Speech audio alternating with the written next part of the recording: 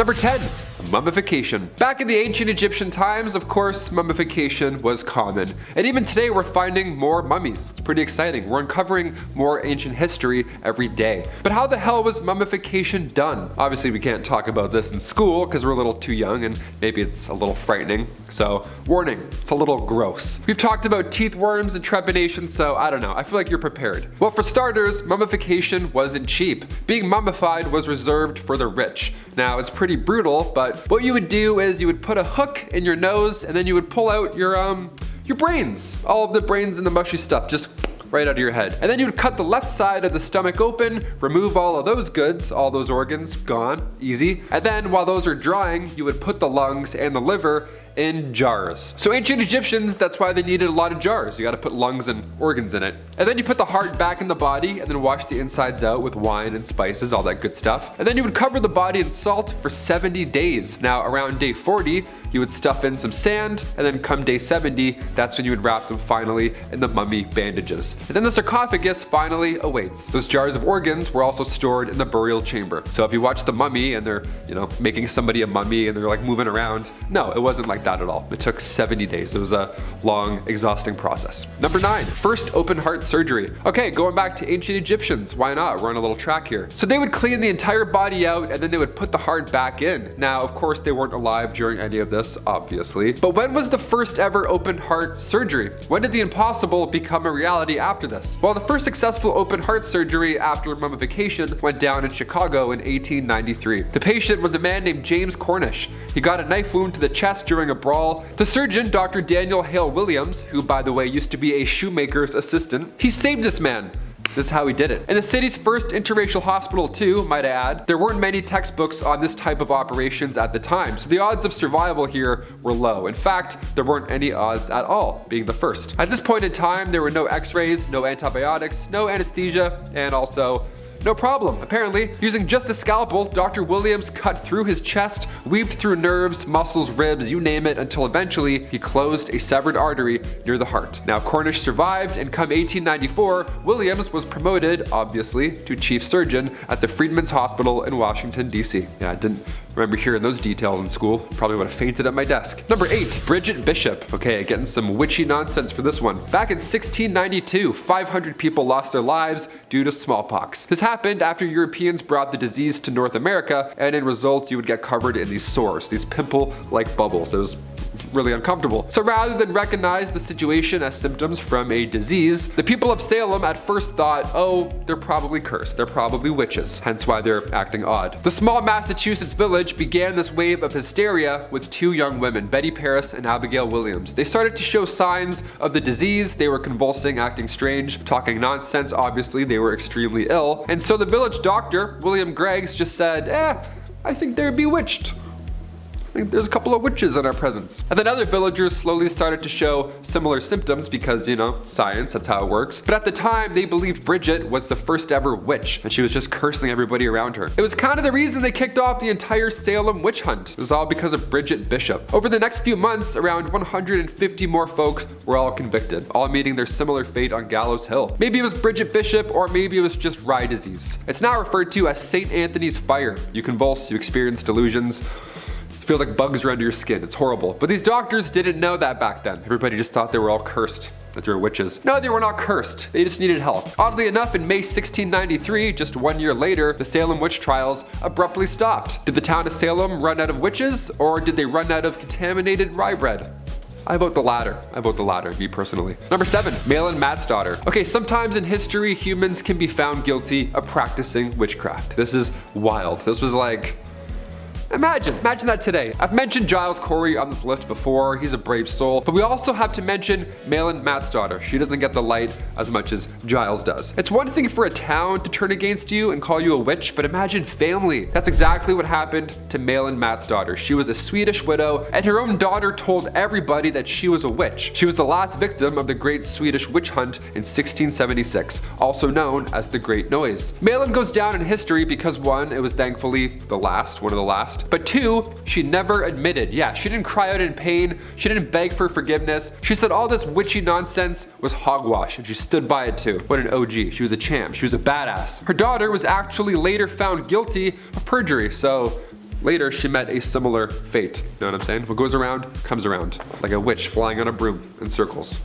Number 6, wedding season. Okay, we'll brighten the mood up a little bit. We'll start going this way in ancient history. Maybe you fantasized about your own big day, right? Maybe it's a beach wedding, maybe it's a themed wedding, like a winter wonderland, maybe it's a nice ice palace. It's always fun, I guess. I'm Canadian, so I'm like, no, definitely, but I hear ya. It's your big day, okay? Get creative. They say the best month to get married is June. And again, from a Canadian point of view, I can absolutely agree. In ancient Roman times, however, getting married in June was a must. See, June was the month of the god Juno. And they protect women in life when it comes to marriage and childbirth. So if it's between that and Halloween, obviously we're gonna go with June, right? Better omens over here for sure. Another myth is that bathing was rarely done back then. So when majority of the population washed up at the end of May or the beginning of June, everybody smelt nice, right? Everyone felt good and they wanted to celebrate. So why not have weddings in this month as well, right after we have a little bubble bath or two. That's a myth, but I can also see it checking out. It does make sense. A June wedding in ancient Roman days was also done so that after a spring birth, the mother can hop back into action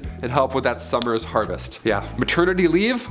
Never heard of it, sorry. Welcome to ancient history. It's the worst. Number 5, best man origins. I got asked to be a best man recently, so you know what? I have to share some love. I have to share some ancient best man love. It was a little different back then, that's for sure. Back in those days, the role of the best man normally goes to the guy who's closest to the groom. That's normal, whether that's a brother or a best friend. Back during the time where women were married off like property, the role of the best man was very different, and it was all about protecting one's assets rather than, you know, anything to do with love. Back then, bride kidnapping was so common that if there was somebody else who wanted to marry someone who was already promised to send someone else, they might try and steal her for themselves, right? It's awful. That's where the best man comes in. He's gotta watch for dudes hopping fences ready to steal your wife and run away. The best man's job was to protect the bride at all costs. And if she was stolen, the best man would be the one to enter whatever battle or duel was necessary to get the bride back. The best man was literally there to be the best fighter. That's wild. The best man was also there to watch over the bride to make sure she didn't try and make a run for it as well. It sounds okay at first, and then you're like, oh no, it's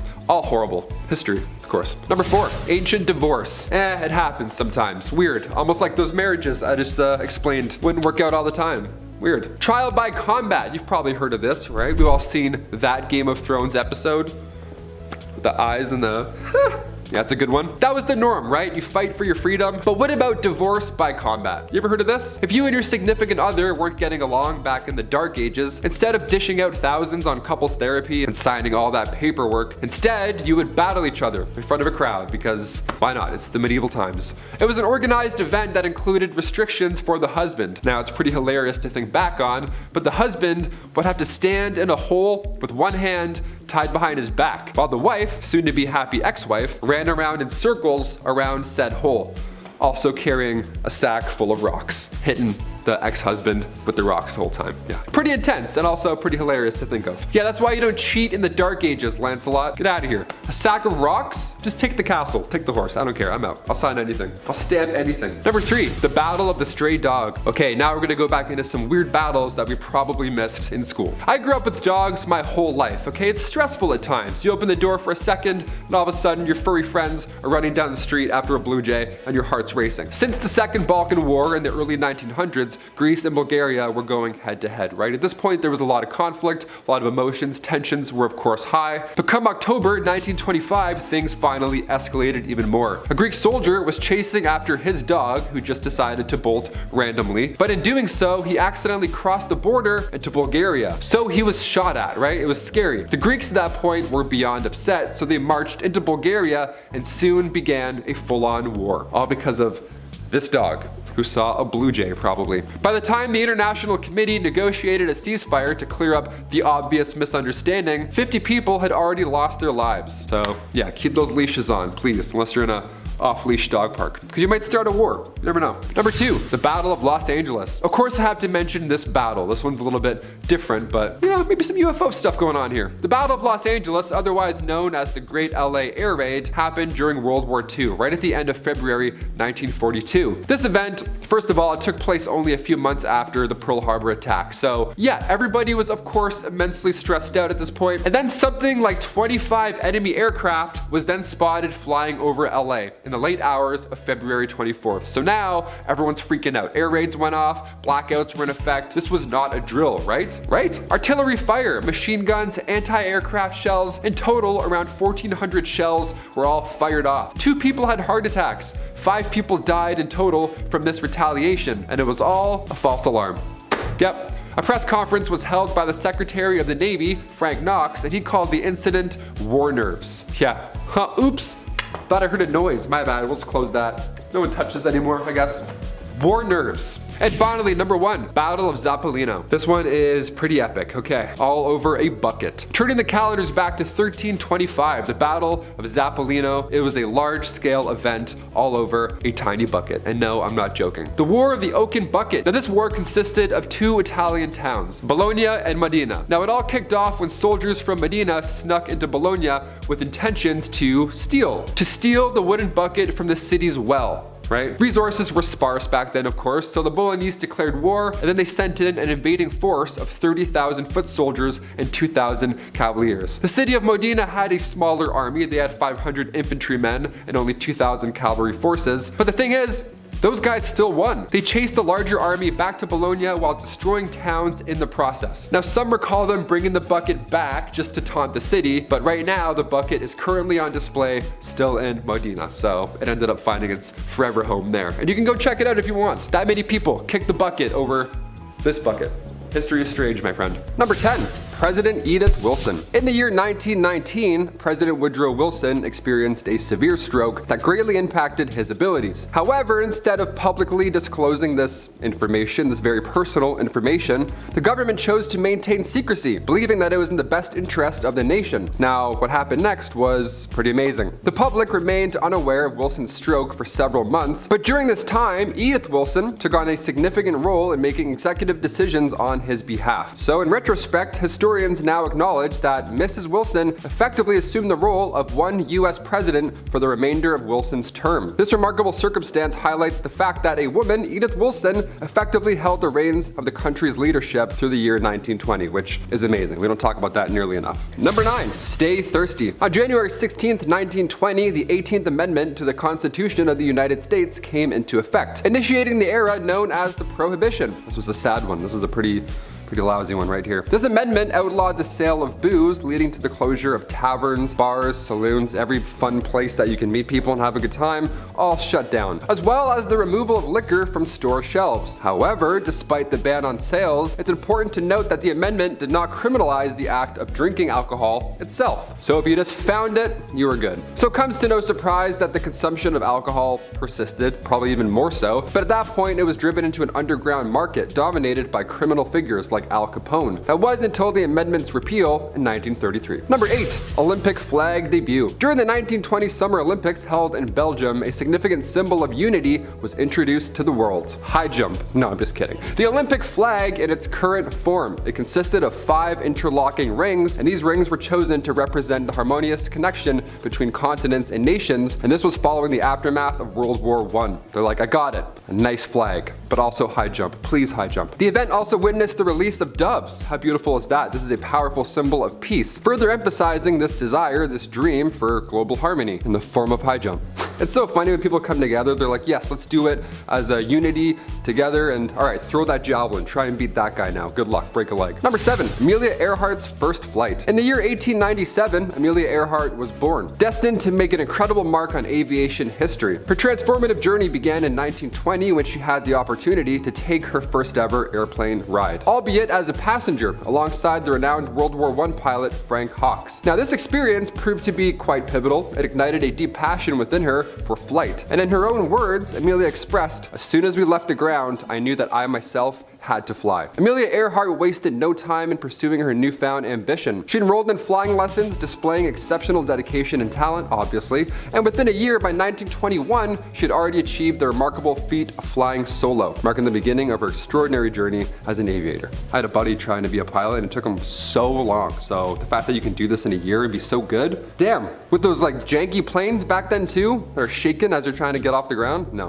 that's incredible. Number 6. Alexander Fleming. In September 1928, Alexander Fleming, already a successful microbiologist at the time, just stumbled upon his greatest discovery entirely by chance. Must be nice. He's like, oh, we changed the world. Look at that. Upon returning to his laboratory after a well-deserved break, he observed some culture plates containing staphylococci that had become contaminated with mold. And to his surprise, he noticed that the area surrounding this mold remained clear, indicating that it possessed a unique effect on said bacteria. Dubbing the strain penicillin, we love that, it's a pretty good one, Fleming and his assistants embarked on a series of tests that would forever revolutionize the field of medicine. I'm like, thank you so much. Thank you, Alexander, for just looking down. That's so great. This accidental finding was hailed as the single greatest achievement in combating diseases, leading to the dawn of the antibiotic age. Again, we love that. Especially today, we're like, yes, keep that up. Let's keep that science up, please. Number 5. The sky is the limit. The 1920s witnessed remarkable advancements in aviation, right? As I just explained. Airplanes were becoming a widely accepted mode of transportation, but two significant milestones unfolded during this decade, shaping the course of aviation history. The first extraordinary achievement was by Charles Lindbergh, who embarked on an unprecedented solo flight way across the Atlantic Ocean. He flew from New York to Paris, May 1927. The historical feat captured the world's attention, showcasing the potential of aviation for long-distance travel. Also, so terrifying to be the first person to fly over the ocean. I'd be like this the entire time. I couldn't breathe. I can't breathe right now just talking about it. The following year, Amelia Earhart made her mark by becoming the first woman to traverse the same transatlantic route. Although she participated as a passenger, this sparked her entire life and history, so we'll say this is 2 in 1. Number 4, TV. How are you watching this? Are you watching it on your phone late at night? Should be sleeping, getting ready for work in the morning? Or are you watching it proudly on your TV? Also, should be going to sleep, but you're staying up watching YouTube. Nice. The first television invention dates back to the late 19th and early 20th centuries. Now, various inventors contributed to its development, took a few steps, that's for sure, but one notable pioneer was Philo Farnsworth. Great name also, Farnsworth, what a great time. In 1927, Farnsworth successfully demonstrated the first fully functional electronic television system, and it was known back then as the image dissector. Yeah, are you watching this on your image dissector right now? Give us a thumbs up on your dissector, thank you. His invention utilized a cathode ray tube to capture and transmit images through a series of electronic components. I have no idea how it works, but I love that it does. Big fan of that. Farnsworth's breakthrough led to the foundation for advancements in television technology, leading to the widespread adoption of TV as a form of modern entertainment. Again, big fan. I have like 4 TVs, man. This is ruining my life, really. Number 3, radio. Video killed the radio star, but they had a really good run for a bit there. They had a couple good years. In the year 1920, a significant milestone in communication occurred with the launch of the first commercial radio station in the United States, KDKA, based in Pittsburgh. Now, this event marked a transformative shift in how Americans access news and spent their leisure time. A lot of time listening to radio after that. They just sat down and just listened for a bit. The radio quickly gained popularity, and by the end of the 1920s, approximately 12 million households had radios. A lot of distractions going on. The invention of radio broadcasting revolutionized how we took information, entertainment, and cultural content, connecting people across the land. And also, it was fun to listen to music. That's the most of what we do with that. Do you listen to the radio still? I feel like there's like 2 people that do, and they're both my grandparents. That's about it. Number 2, American football. The birth of American professional football can be traced back to August 1920, when the American Professional Football Association was established, eventually evolving into the renowned National Football League, the NFL, which we all, of course, know. The sport itself had originated as a variation of rugby, incorporating elements from the other type of football as well, and then they began gaining popularity in the 1880s. But by the 1910s, football had emerged as a spectator sport. It was bringing in audiences all across the United States. Now it was starting to get real. I have no idea how to play football. I have no idea how to watch football either. I just look at it, I'm like, cool, who's winning? What are they doing? Why aren't they playing? Who's talking? I don't know. They're just throwing things in while they're trying to play. I have no idea. I'm more of a water polo kind of guy. Know what I mean? And finally, number 1, voting rights. Of course. Of course. The journey towards women's voting rights in America was far too long. It culminated in the passing of the 19th Amendment to the US Constitution in 1920, granting women the right to vote. Finally. This achievement was the result of decades of activism, protest, and advocacy with the help of suffragettes Susan B. Anthony and Elizabeth Cady Stanton. The suffrage movement gained momentum in the late 19th and early 20th centuries as women fought for their political and social equality. The 19th Amendment marked a significant milestone in American history, of course. It expanded the democratic participation and it advanced gender equality. Cut to 100 years later, we're still working on it somehow, so hopefully we figure it out soon, right? Number 10, Monica. There have only been 3 presidents to be formally impeached in the US. Andrew Johnson was the first. Most recent would be Donald Trump, twice, but the second would be none other than President Bill Clinton. In November of 1995, Mr. Clinton began to have a spicy little entanglement with 21-year-old unpaid intern Monica Lewinsky at the White House. But just like every decision to hit up a Taco Bell, that kind of thing always comes back to bite ya. You think maybe this time will be okay, and then you're sweating on the toilet on the verge of tears. Monica began to tell her coworker Linda Tripp about the little affair she was a part of, and unbeknownst to Miss Lewinsky, Linda began to record it all. After another woman, Paula Jones, began to sue the president for sexual harassment, Lewinsky was subpoenaed, and things just went on a spiral of investigation that climaxed on December 19, 1998, when Bill Clinton was charged with lying under oath to a federal grand jury and obstructing justice. But he finished his term, so. Number 9. Hindenburg. Flight. For many years, people have dreamed of flying with the birds in the sky. In the early 1900s, this became a reality. Air travel and machine design quickly developed over a short period of time. While today we are most familiar with airplanes, jets, and helicopters, there was another vehicle that was becoming a mainstay of military use and air travel. Blimps, or airships. After a brief use in World War I, they became something of a luxury. Long-distance, smooth air travel. The issue? Well, they were kinda slow and prone to crashing, which is bad. What's the cause of these crashes? Well, to be exact, there's more than one, but the big issue, or the big problem for these airships was that they were filled with hydrogen. Your 10th grade chemistry teacher will let you know just how flammable and dangerous that gas is. The Hindenburg airship crashed on a routine landing in 1937. Oh, humanity. Number 8. Oppenheimer. I am become death, the destroyer of worlds. The Hindu scripture that ran through the mind of J. Robert Oppenheimer when he first witnessed the devastation of the device he led the creation of on July 16, 1945. He was not wrong. Ever since Nagasaki and Hiroshima, the entire world knows the absolute world-ending potential nuclear war could unleash. Oppenheimer was the leader of the Manhattan Project in Los Alamos, New Mexico, beginning in 1942, which was basically meant to figure out how to use atomic energy for the military. They were successful enough that it directly led to Oppenheimer wanting to completely stop development, and when they wouldn't, he straight up resigned. Instead, he became chairman of the General Advisory Committee of the Atomic Energy Commission, and in October 1949 he opposed the development of the devices he helped create. This simple opposition led to him being labeled a communist supporter, suspended from secret nuclear research, and stripped of his security clearance by the Atomic Energy Commission. He wanted to help prevent the development of weapons that could bring on the apocalypse. Sometimes history makes me legitimately upset. Number 7. Mr. Yamaguchi. There are those that possess the power of ninjutsu. There are those that harness the power of titans. And there are those who transform from a Japanese schoolgirl into a schoolgirl with a sailor outfit and have the power of the moon. I don't know. Well, then there are those who possess the power to resist the apocalypse. Mr. Yamaguchi is a unique man. A man who survived not one, but 2 atomic detonations during World War II. The great part? He lived a long life, advocating for peace and a nuclear arms-free world. The first initial blast left him with burns and hearing loss. When telling people of his survival story 3 days later, no one would believe him, as such a thing could not exist, right? Well, that's when the second detonation occurred. This time he was unharmed, and I'm sure people believed him that time. Number 6. Obama.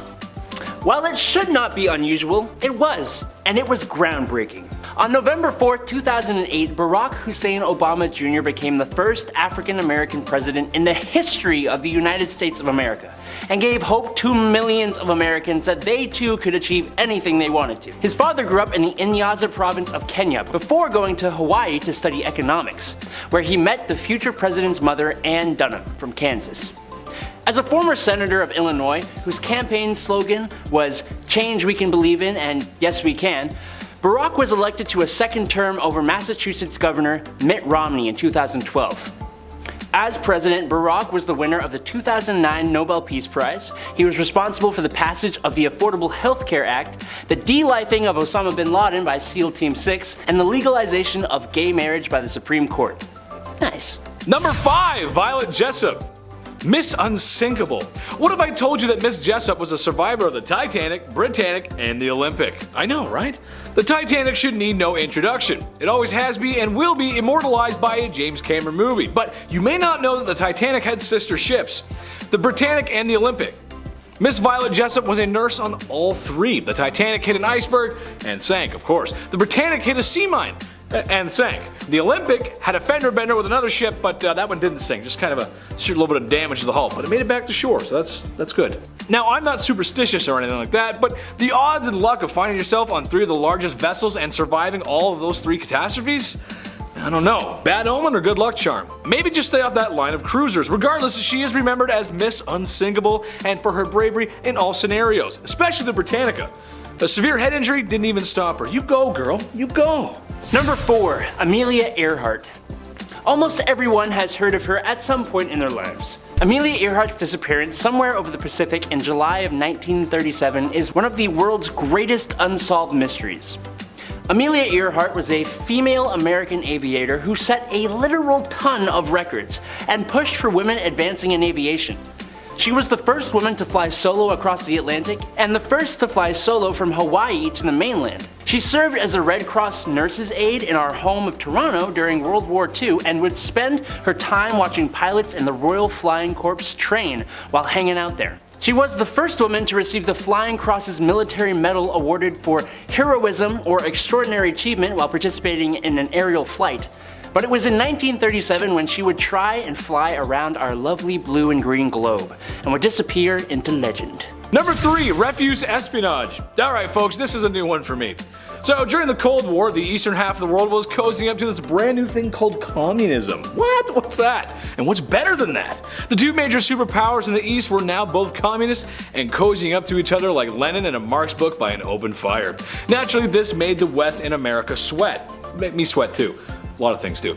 It was concerning to say the least. Russia and China, socialist best friends. Everything was just peachy, except that Stalin did not exactly trust Mao. So to learn more about his new best friend, he had spies manipulate some things and was going to judge what kind of a leader he was off of a stolen stool sample. Yes, you heard that right. For example, a lack of potassium in your refuse could be related to something of a nervous disposition, not the kind of qualities you want in your dictator best friend. Kind of like reading astrology, but from the sewer. Number 2. Movies. Going to the movies, the smell of popcorn, awkward first dates, and memories of sticky floors with no explanation. I love going to the movies, but it wouldn't be possible without the invention of the cinematograph and the Lumiere brothers, Louis and Auguste. Louis Lumiere's cinematograph, which patented in 1895, was a combination movie camera and projector that would display moving images on a screen for an audience. The cinematograph was smaller, lighter, and used less film than the kinetograph and kinetoscope, invented by Thomas Edison.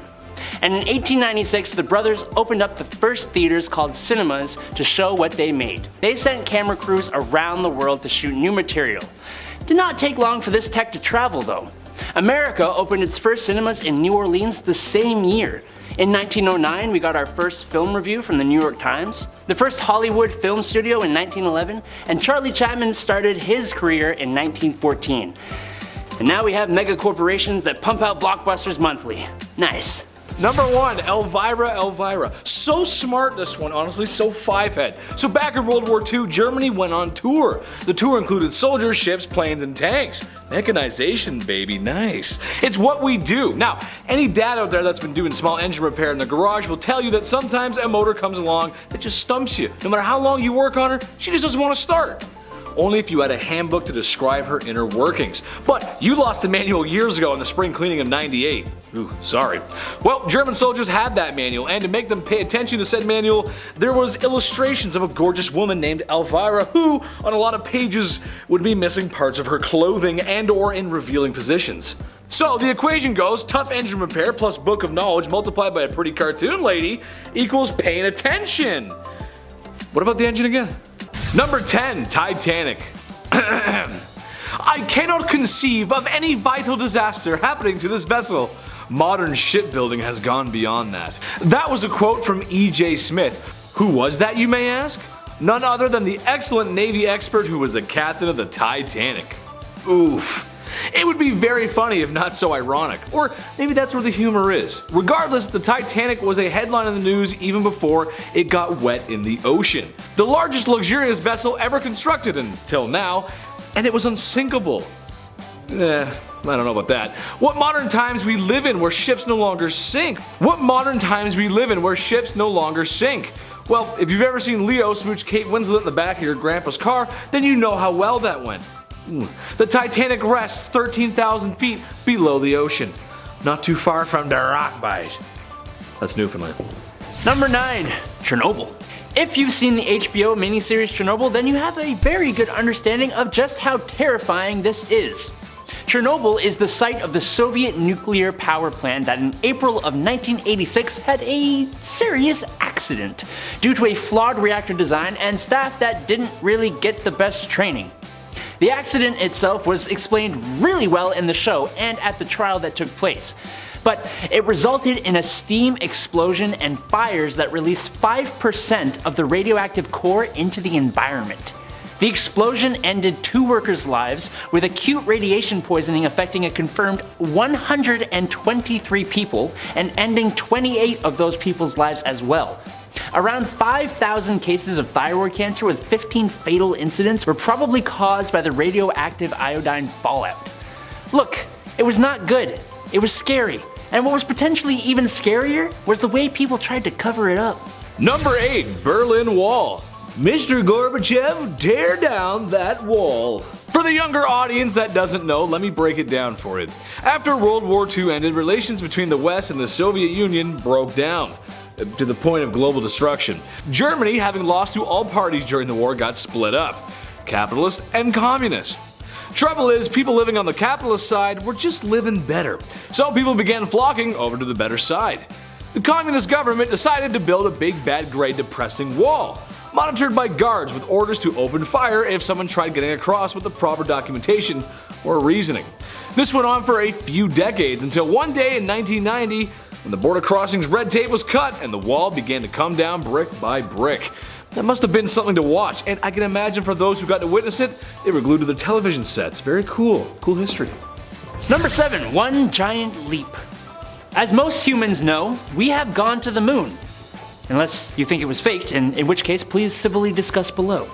But after traveling 240,000 miles in 76 hours, Apollo 11, that's the 11th Apollo mission, entered into a lunar orbit on July 19th, 1969. On July 20th, 1969, 2 men, American astronauts Neil Armstrong and Edwin Buzz Aldrin, touched down for the first time in the history of the Earth on the surface of our moon. And then 6 hours later, they left their craft and stepped out onto the surface. They left a plaque and some footprints, erected some flags, ran some tests, bada bing bada boom, and then they hopped back in the craft, had a little sleep, and departed on July 21st at 1:54 p.m. Earth time. And we've been back 5 more times since. Number 6. The Roswell Incident. The Roswell Incident used to be the biggest event to ever happen in New Mexico history. Now it's being shadowed by a bald chemistry teacher, his science enthusiastic student, and a slimy lawyer. Who would have known? Well, for the second most eventful event to ever come out of New Mexico was the Roswell Incident. A mysterious flying object, other known as a UFO, crashed into the desert. Naturally, in the 1940s era US military, they kept secrets, the same way your mom holds on to family tea. Seriously, ask her about that one family member. She's gonna tell you something you don't want to know. This secrecy quickly spread rumors of it being an alien from outer space. Well, it wasn't until the 90s that this incident was officially declassified and declared to be nothing more than a weather balloon. Or at least that's what we were told. This didn't stop the town of Roswell, New Mexico, however, from adopting this alien rumor into the town's very fabric. To this day, the little green man can be found in Roswell as sort of a tourist attraction. Every town needs something. Take me to your weeder. Take me to your weeder. Number 5. Private Warbear. It wasn't just members of the human species who took part in WW2. No sir, mules, dogs, pigeons, horses, bears. Bears? Soldiers in Poland had come across a bear cub on the side of the road whose mother had been unfortunately removed from this world by hunters.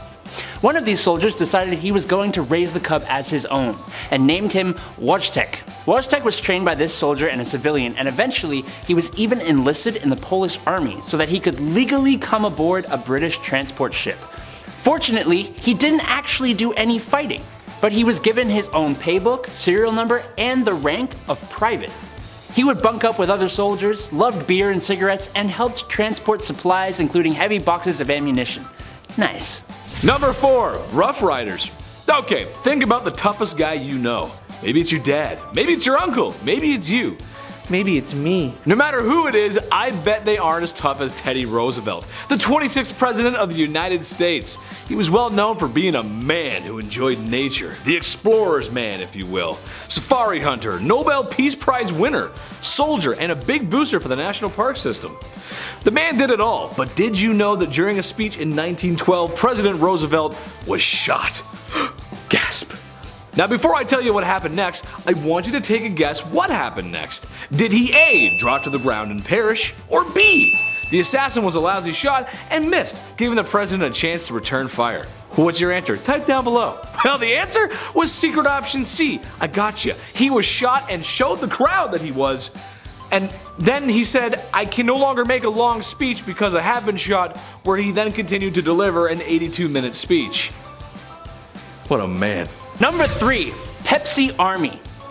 Did you know that the company Pepsi actually had the world's 6th largest military for a brief moment in time?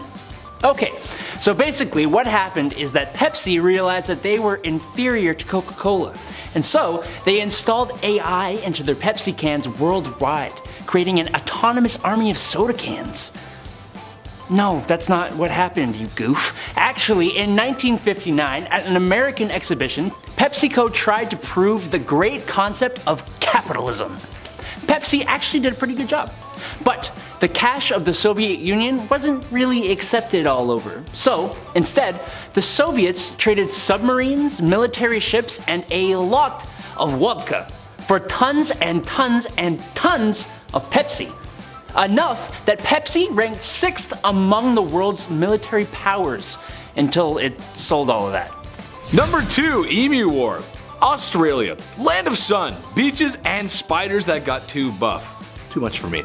But today we're talking about my friends from down under. Shout out to the Aussies. Chetty loves you. But we gotta talk about the Emu War, guys. What the heck was going on there? In a nutshell, emus were causing havoc in Australia's agriculture sector and destroying farms at an alarming rate. So the government said, right then, tight ease and get rid of the buggers. A couple of soldiers were given large automatic weapons to deal with the pests. Well, it didn't turn out very well, as the emus just didn't seem to want to eat the bullets. Can you blame them? I can't. One Australian politician jested that the emus should be given medals for their bravery. In the end, the emus won. Number 1. Free falling. 50 years ago, on January 26, 1972, Vesna Vulović, a flight attendant from Serbia who worked for the Yugoslavian airline JAT, got on board JAT Flight 367 to Copenhagen. Also on board that flight, unfortunately, was a device inside a briefcase that went boom over Czechoslovakia. While everyone else on board did not survive, Miss Vulović was stuck inside the shattered fuselage by a food cart as the plane and Vesna fell 33,000 feet. Thankfully, there were trees to break the fall and snow to cushion the landing near a small Czech village. But Vesna still suffered a skull fracture, broken legs, 3 broken vertebrae, she was temporarily paralyzed from the waist down, and put in a coma, leaving her with no memory of the flight or her descent. While there was some skepticism about the way the flight went down, she still received a Guinness World Record for the longest survived fall without a parachute. So that makes up for everything, right? Yeah. Number 10. King Edward VIII. Directly after his father died in 1936, King Edward VIII took the throne, right? That's pretty normal. But the tides quickly turned when, less than a year later, he renounced his position. Now, this was of course a huge scandal right off the bat. This is not something that's taken lightly in the royal family. Turns out the woman responsible for stealing his heart was that of Wallis Simpson, American socialite who had already been divorced once before and was at this point working through her second divorce. So you can only imagine how everybody reacted at that point, right? Oh, how dare she? His proposal to Simpson, of course, caused social and political backlash. The Church of England wasn't so chill with Edward marrying someone who had already been divorced. yeah, they're not really okay with that. So Edward was forced to abdicate. Yeah, he had to, right, for love. Edward and Simpson then tied the knot in 1937, and they stayed together until Edward's death much later in 1972, sliding into royal DMs right off the hop. Okay, we're in for a treat. Number 9, dark predictions. Of course, in recent years, the royal family has seen a change that many didn't really expect. When Harry and Meghan chose to renounce their royalty status, speculation began that this could be the beginning of the end for the monarchy. People only fueled their fire with questions, and also, somebody may have called it. Yeah, Nostradamus, he may have predicted this entire event. One of his predictions literally reads, "At the end of the war, the great powers change. Near the coast are born 3 beautiful children. They will ruin the town when they come of age, they will change the kingdom, and they will not see it grow anymore." Now, Harry is only one of 2 children, so I'm not sure if the, quote was talking about him and his siblings, or if it has more to do so with some other royal family members, but either way, there's some people who take Nostradamus' words very, very seriously out there, so I had to include it. Maybe there's something there, I don't know, maybe there's something we haven't quite breaking down yet. That's why we need National Treasure 3, maybe this is the plot. Number 8, King Henry II. While we're on the topic of him, could Nostradamus have actually predicted the death of King Henry II? Because if he did, that's pretty curious, I'd say. Never used the word curious in my life, but I'm like, you know what, that's curious. King Henry II was actually a personal acquaintance of the prophet himself. That'd be kind of cool, being friends with Nostradamus. I'd be like, hey, how does Game of Thrones end? Please. While at one point in history, Nostradamus was seen addressing King Henry II as the most invincible King Henry of France, unfortunately, Henry proved to be quite vincible when he met his gruesome death, might I add, at age 40. Yeah, in the summer of 1559, not a great time. A terrible jousting accident went wrong and it left the king passing away shortly after from sepsis. This is a terrible story, but I have to explain because, it's history and, well, that's what we're here for. The jousting accident saw the king having splinters driven into his eye and then his skull as well by one of his young soldiers. And the Nostradamus quote reads, "The young lion will overcome the older one. It says he will pierce his eyes through a golden cage." Okay, already we're a little bit spooky. "And that 2 wounds will ensure a cruel death." So I'm not saying he predicted it, I'm just saying, kind of nailed it. Number 7, a fateful turn of events. Queen Victoria, her reign began back in 1837 and it lasted until the Queen's death in 1901. Now at just age 18, Alexandrina Victoria had to rise up to the throne. Had to, right? All these cases, it's like, yeah, they have to do this. She was born, of course, on May 24th, 1819, and Queen Victoria was actually 5th in line when she was born, nowhere near the throne. So right off the bat, it was actually highly unlikely that she would ever see the crown. But one by one, all of her family members began passing away fast. In 4 years, 3 of Victoria's cousins passed away, and then her father and her grandfather both died 1 week apart from one another. So on one hand, obviously it's sad, it's tragic, everyone's dealing with loss so fast. But on the other hand, by the time 1830 rolled around, Victoria was only 11 years old, and already she was next up to bat for the throne at 11. Imagine, that's like some ancient Egypt.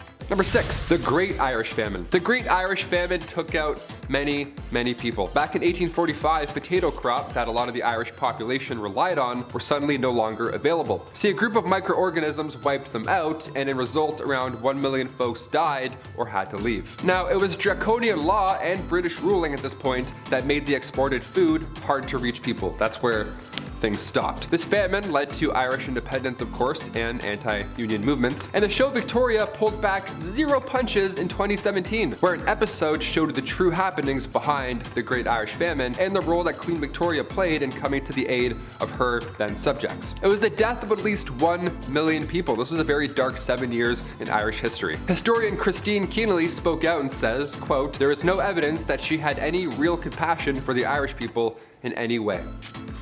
Yikes. That's a historian saying that. That's how you know. Number 5, Meghan Markle, solo strut. Okay, back in May 2018, we all set our alarms, we woke up early, and we all watched the royal wedding, right? We sipped our tea in our pajamas and we pretended like we were there, right? Just watching, along with the other billions of people online. Prince Harry and Meghan Markle, his new Duchess. At the historic wedding, Thomas Markle was just a no-show. Yeah, Meghan has walked down that aisle by herself in front of 1 billion people, watching at home or streaming it, and it was thought at the time that this was because of Thomas's health. See, right before the wedding, Thomas suffered a heart attack, right? Just days before, so of course nobody was upset. It was almost expected for him not to show up. But cut to a year later, we began talking again. Thomas and the Duchess are now not close, it seems. Thomas even spoke out against his own daughter at one point. There was a huge scandal where Meghan even spoke to Oprah, like Oprah and that big tell-all, and Meghan actually said to her father, if you tell me the truth about working with paparazzi, we can help. And he wasn't able to do that, and for me, has really resonated, especially now as a mother, end quote. So yeah, they're not talking, I guess, anymore, which more than fair. If my dad was working with the paparazzi, showing them private letters, I'd be a little pissed too. There's no way though, the guy can't even unlock his email, let alone sending one? No way. Number 4, Prince Charles and Princess Diana's divorce. Prince Charles, the oldest son of the Queen, straight up admitted to having an affair with Camilla Parker before his divorce from his first wife, of course, Princess Diana. Imagine having this is crazy. A princess? You cheated on a princess? That's insane. So in turn, Princess Diana addressed the relationship and what's happening during, that famous 1995 interview with BBC. She couldn't have said it better, if I'm being honest. Diana said herself, quote, well, there's 3 of us in this marriage, so it was a bit crowded. Yeah, end quote. There's no better way of putting it, I think. It's a pretty baller way of saying it. I don't know. I haven't said baller in like 13 years, but I'm like, you know what? That's a baller move. It's pretty gangster. Diana also said she was in love with riding instructor Major James Hewitt during her marriage to Charles, so everybody was busy looking other directions, it seems. Diana and Charles divorced in 1996, only 1 year before her tragic car accident. Now later in 2005, Charles ended up marrying Camilla. Has anyone seen Spencer? Kristen Stewart looked great in that movie, and now I want to watch it. Is it worth the watch? Let me know in the comments. I didn't see it go to theaters or anything. It kind of snuck by me. I was sleeping on all the good ones. Number 3, Prince Harry costume party. YouTube isn't a fan of some words, specifically one word that rhymes with Yahtzee, and it goes deep with history, as you could assume what I'm talking about. But with this being one of the biggest scandals, I have to bring it up, right? The Duke was always referred to as a bad boy, right? He was the bad royal, the bad boil royal. I don't know, I'm trying new shit here. But just how deep did these incidents cut? Well, before he settled down with Meghan in 2018, Harry had to issue a public apology back in 2005 because, whoops, somebody got photos from a costume party, and a few of them were in poor taste. Did the royal dress up as the Beast from Beauty and the Beast? No, he did not. Did he dress up like a witch? Like a little witch, maybe with a nice witch broom? No, none of that either. No, photos leaked of him wearing World War II German soldier gear. Yeah, I can't say too much, but it was even equipped with an armband, a very bad armband. Again, I can't say too much, nor will YouTube allow us to show too much, but you understand what I'm trying to say. You remember. It was poor taste. He could have dressed up in any way he wanted. He's a literal prince. And he does this? It's off-putting. Harry said afterwards, and I quote, I am very sorry if I caused any offense or embarrassment to anyone. It was a poor choice of costume and I apologize. End quote. Nice. Right from the heart. That's good. Really goes deep with the royal history. We love it. Number 2, Vegas getaway. Nice. Roll those dice. It's one thing to party like a rock star, but to party like a prince? What does that even mean? I gotta keep this Prince Harry train going because, well, now I'm mad at him, but there's even more photos from history that show what was really going down in the royal family, His priorities, dare I say. After that party incident, just 7 years later, scandalous photos emerged from Harry's Las Vegas trip. Yeah, I had a little boys' night, it seems. It turns out what happens in Vegas may just leak online for your entire family to see, and your grandmother. That's probably not a great time. These scandalous pics were taken during a strip pool game. Lovely, we like that. Make sure you call the right pocket while you're not wearing any. The scandal actually prompted St. James Palace to contact the Press Complaints Commission before the snaps even made their way to British tabloids. Yeah, they knew right off the bat they were fucked. They're like, can we call them? Can we send a pigeon? What's the fastest? And finally, number 1, Boy Jones and other attempts. Okay, being the queen and all in history, a security team is always needed, obviously. And during her reign, specifically Queen Victoria, there were multiple attempts to harm the young queen. First attack was in 1840. It was an 18-year-old man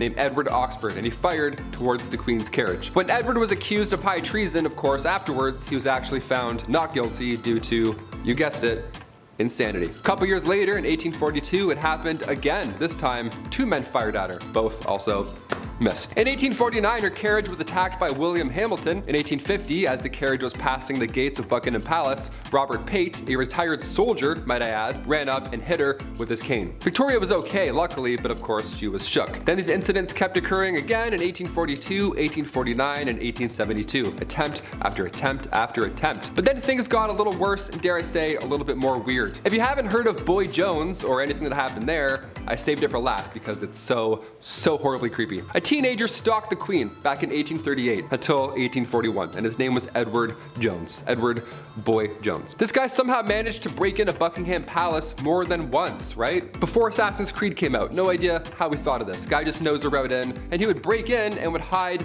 under the Queen's sofa. That was his go-to spot. Or he would sometimes just sit on her throne. And one of the worst things ever, sometimes he would go through her drawers. He would go through the Queen's drawers. That's so gross. What? Like that's gross. He would steal her clothes until eventually and thankfully he got caught. Kicking off the list at number 10, accidental science, aka the discovery of penicillin. Sometimes miracles happen when nobody's looking. Alexander Fleming first discovered penicillin back in 1928. At the time, he was actually studying Staphylococcus, which is a bacteria that causes infections and boils, all that nasty stuff. But right before Alexander left for a 2-week vacation, he left a petri dish with some of that Staphylococcus on the lab table rather than storing it away in an incubator. During this well-needed time off, a penicillium mold spore just drifted in there, either through a window or the lab door, some Horton Hears a Who adventure. This tiny speck was well on its way. It was the perfect conditions for a spore flight. The temperature of the room wasn't too breezy, and the lack of one Alexander Fleming allowed time for the mold to fight back and prevent that bacteria from growing any further. He discovered this antibacterial substance was only produced by strains of penicillium. Yeah, the guy accidentally creates penicillin on his time off. What a great time. The 20s were an odd but brilliant time. Number 9, Prohibition. It's a law that puts fear into wine-drinking moms and beer-drinking dads across the nation. For there was a time when the sale and consumption of alcohol was banned. That means it was a dry country, not one drop to be had. Except for those found in loopholes and all the other crazy loopholes in the system. And by that, I actually mean organized crime filling the shoes of breweries and other openings like literal underground bars called speakeasies to keep the sauce flowing. You know what I mean. Now, to be fair, there was an issue with drinking back in the day, but there's a few issues with banning it as well. The first being that it was in high demand, like stupid high, even before it was banned. So banning it basically gave a green light to bootleggers and criminals to make millions, and they did. And second, it was America's 5th largest industry, putting many out of work and dissolving a very large portion of tax revenue. No surprise it didn't work out. Number 8, the work week. Okay, seriously, who do we have to talk to? Who do we have to blame for having to work 9 to 5, Monday to Friday? Dolly Parton has a groovy tune about it, but when did the 40-hour work week start? Well, 1926 is your answer. The Ford Motor Company, of all companies. Yeah, who do you think? They were the first to have factory workers clock in and out 40 hours a week with a weekend. Nice. Whereas before, you maybe had one day off, maybe, depending on what you were doing. Obviously, more time to rest, eat, and clear your mind, maybe work out. This increased productivity, so it spread like wildfire. Cut to today, we're now advocating for a 4-day work week. We're getting greedy, I know. Shorter hours, same workload. Apparently, this is going well. Productivity is soaring. In Iceland, for example, 2,500 workers tested this 4-day work week. That's literally 1% of Iceland's population, so it worked. Pretty big test run. But now 86% of Iceland's workforce have shorter hours. It's great. Seems like we're well on our way. So sorry, Mr. Ford, we're taking back our Fridays. Okay, number 7, Valentine's Day. Not the most romantic Valentine's Day ever, but maybe one of the most infamous. Back in 1929, organized crime was no joke. It was everywhere. Thanks to Prohibition and a lot of corruption, it was the age of gangsters. However, one incident in 1929 changed things. On February 14th, 1929, 7 gang members were deleted. This proved to be too much for the public at the time, and the final straw in a large string of violent crimes was up. Until this point, a lot of crooks and gangsters like Al Capone were idolized for their lavish lifestyles and ritzy and swanky nights in the town. This, however, was one step too far and helped to further reform in crime, giving a certain FBI predecessor to rise up and eventually found the FBI. The lesson here? Sure, being a gangster is great. Sign your autographs, live like a fat cat in your penthouse, but there's only so much you can get away with. After it was all said and done, Capone got put away too. And if they can get Capone, they can get you. Number 6, the birth of brands. When it comes to advertisements, you can't even take the bus down the street without seeing hundreds of ads. I'll catch myself staring at a Sunwing ad for 43 minutes just so I can avoid eye contact with Johnny Jingle Keys in front of me. Even growing up, the amount of pop-ups I had to close really fast. My reflexes are so sharp now, all thanks to those gross pop-ups. And it all started 100 years ago. Huge brands began popping up in the 1920s with these fun slogans, big colorful ads. The 20s witnessed the birth of advertisements from Reese's peanut butter cups, Hostess cakes, Welch's, and of course, one of the most unforgettable, Kool-Aid. Yeah, the Kool-Aid man is 95 years old. Yeah, I bet his knees are starting to feel like glass, that's for sure. Other companies that popped at this time was CVS, the automobile industry obviously, and two brothers in California named Walt and Roy Disney. Yeah, they had some startup cartoon studio. Not sure what happened there. Best of luck, guys, keep going. Hopefully they have a GoFundMe maybe. Number 5, the League of Nations. World War I, she was a little bit of a doozy. Unlike some wars, World War I actually changed a lot after it was said and done. Borders changed, lines on maps, empires fell, some rose. Political ideas changed, and the history of Europe's future was sealed the second the ink dried on the Treaty of Versailles. After the nations who were involved with the war took stock of what happened, and it was clear we could never let this happen again. So the League of Nations was created. Beta UN, if you will. The idea was simple: peace, disarmament, and to step in when such horrific things were to ever happen again. I'm sure they won't. Well, the planning didn't go very well, and when it was finished, the US ultimately didn't decide to join when they were one of the founding members. Ooh. Mind you, the US had a different mindset on foreign wars back then, but they were still involved. The League dissolved shortly after the Second World War ended. Number 4, flappers. What a fun word to type in. In August 1920, history was forever changed when the 19th Amendment was passed, finally giving women the right to vote. Now look, in a list of ridiculous events, I'm adding this because it took a ridiculously long time to happen. Yeah, a little twist there for you. At first you're like, what? Relax. We're working. This was post-World War I, when women were still working all these jobs, high-paying jobs, might I add. So now there's no way they're gonna let those go. There's momentum in the workforce. So come August 1920, American women got the right to vote officially. Then Margaret Sanger came along the same year, which led us to women's right to birth control. Lot of momentum. Like Big Ched mentioned earlier, Prohibition ended legal alcohol sales, but with jazz and women's independence post-war on the rise, you couldn't stop all this momentum. Thus, the flapper girl was introduced to American slang. Yeah, smoking in public, drinking and dancing at jazz clubs, all things that were upsetting their Victorian lineage before them.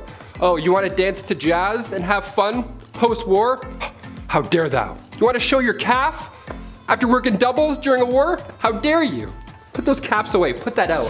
Number 3, the Russian Revolution. Revolution, comrades! The 1920s were a crazy time, man, and if you look at the history between the US and Russia, it's almost like a hero and a villain origin story. Okay, hear me out.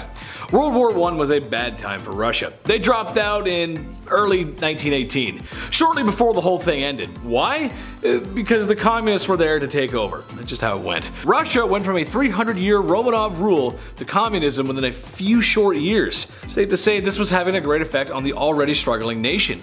It seemed that the harder things got, the more communist Russia got. When looking at the states after World War I, for the most part, it was a huge financial gain. And besides being the decade of gangsters and bootleggers, this was the start of many corporations and brands, like Taylor mentioned. It seemed as things got better and became more capitalist. Interesting indeed. Duality. Number 2, the Ponzi scheme. We've all heard the term Ponzi scheme at one point or another, but what does that even mean? Who is this man? Where can I find him? Why are we so mad at him? Why is he scheming so often? Why? Who does that? A Ponzi scheme is of course a sham of an operation. It all kicks off back in the 1920s when one Italian immigrant named Charles Ponzi moved to the United States. He arrived to the States with the same goal as anyone, to work. That's it, just to work and be successful. At first he didn't have much luck, but eventually Charles was hired at Bank Zerosi, and when the bank sadly went bankrupt, Ponzi was SOL. He needed to do something, and he needed to do something fast. So he dabbled into smuggling, but he got caught. After he was released, he went into the postal system, started to buy large quantities of postal coupons from countries with, a weak economy, and then he hired a bunch of agents, trained them up good, Wolf of Wall Street style, and the whole idea was that you would promise investors that they would receive double their investment back in return within 45 days. How lovely is that? Thus, the Ponzi scheme is born. Yeah, these agents got 10% commission too, which as far as scams go, it's not too shabby, not bad at all. Number 1, Black Tuesday. Uh-oh, stinky! The market crashed and now everyone's going broke. Big oof, right?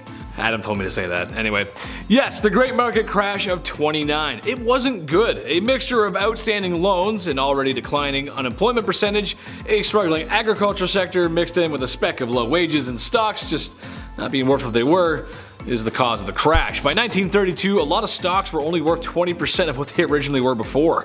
The stock market crash was not the main cause of the Great Depression, however, it was a symptom of it. The market wouldn't fully be back to normal until after FDR's New Deal, or realistically, when World War II had started and kicked America's, and really the world's economy back into turbo mode. Kicking off our list at number 10, John Lennon, or should I say Jay Lennon. Here we go. This one comes from 1966. Now, if you're a Beatles fan or a fan of the Lord, you're in for a treat. Here we go. You've definitely heard about this scandal, hopefully. During an interview with a UK newspaper, John Lennon started talking about the group and the band and how their popularity was on the rise. Normal band stuff, whatever, from John Lennon. But when Jay Lennon said the Beatles were more popular than Jay Christ, well, people got upset. He didn't mean anything bad out of it per se, he just noticed that the Christianity charts were on a decline around the world. Meanwhile, the Beatles are selling out left, right, and center. I get what he's trying to say, but yeah, he definitely messed up here. When a US newspaper printed this exchange months later, Christians were upset. More popular than Jesus. Look, I know what he's trying to say, but still, you can't say that ever. Some radio stations actually stopped playing the band's music altogether. Christians gathered in bonfires to burn albums. Jay Lennon, not Jay Christ, but Jay Lennon, had to apologize numerous times at press conferences. He had to clear everything up just to